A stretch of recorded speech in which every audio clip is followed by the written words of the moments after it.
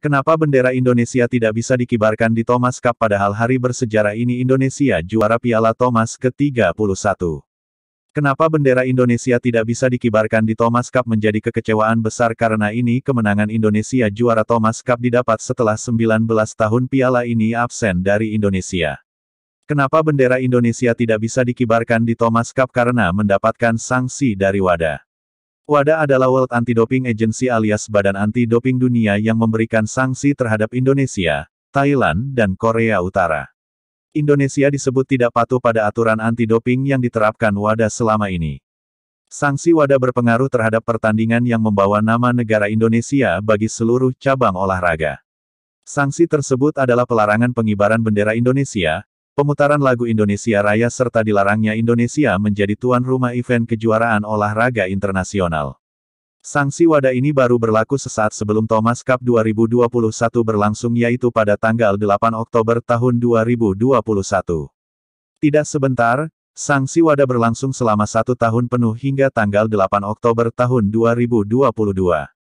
Untungnya, kali ini pada event Thomas Cup 2021 meskipun bendera Indonesia tidak boleh dikibarkan dan akan diganti dengan bendera NOC, National Olympic Committee alias Komite Olimpiade Indonesia (KOI). Namun untungnya lagu kebangsaan Indonesia Raya tetap diperbolehkan untuk diputar. Ketika sanksi dijatuhkan, pemain Indonesia disebut tidak mengetahui hal ini. Meskipun berada nun jauh di utara Eropa, kegembiraan tak terbendung bagi penonton, pemain dan semua ofisial setelah Indonesia juara Thomas Cup 2021. Tidak mengherankan karena Indonesia juara Piala Thomas setelah sebelumnya selama 19 tahun piala tersebut tidak pernah mampir di Indonesia. Hal ini cukup mengecewakan karena kemenangan tim Thomas Cup Indonesia ini merupakan kemenangan pertama setelah 19 tahun lamanya. Berlangsung di Ceres Arena, Aarhus, Denmark hari ini Minggu, tanggal 17 Oktober tahun 2021, dukungan bagi Indonesia juara Piala Thomas 2021 meluap hebat.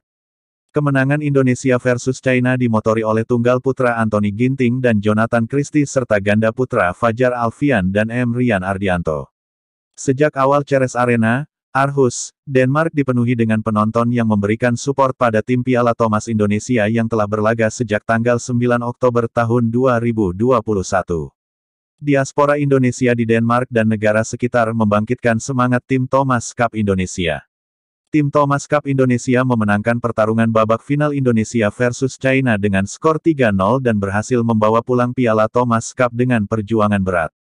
Pertandingan yang berlangsung pukul 13 waktu Denmark atau pukul 18 waktu Indonesia Barat ini disiarkan secara langsung melalui TVRI. Partai pertama Indonesia diawali dengan kemenangan Anthony Ginting terhadap Lu Guangzhou dengan skor ketat 18-21, 21-14, dan 21-16. Kemenangan kedua Indonesia dimenangkan dengan mulus oleh ganda pertama Indonesia Fajar Alfian dan M. Rian Ardianto melawan He Jiting Zhou Hadong. Tidak heran karena di atas kertas Fajar Alfian dan M. Rian Ardianto berada pada peringkat 7 dunia, sedangkan lawan mereka He Jiting Zhou Hadong berada di peringkat 20 versi BWF. Partai ketiga Indonesia diwakili oleh Jonathan Christie melawan Li Sifeng yang digadang-gadang menjadi pengganti Chen Long dan Lin Dan, dua pebulu tangkis China yang memiliki peringkat tinggi di BWF. Pada babak pertama, Jonathan Christie menang cukup mudah dengan skor 21-14. Namun pada set kedua, Li Sifeng bangkit dan berhasil mengalahkan Jonathan Christie dengan skor ketat 18-21.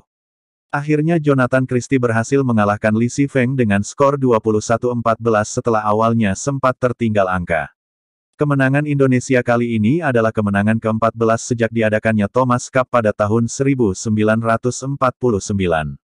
Piala Thomas 2021 dimenangkan Indonesia dengan gemilang dan kembali ke haribaan Ibu Pertiwi Indonesia dengan skor 3-0. Penonton, pemain dan ofisial Thomas Cup merayakan kemenangan gemilang ini di Ceres A.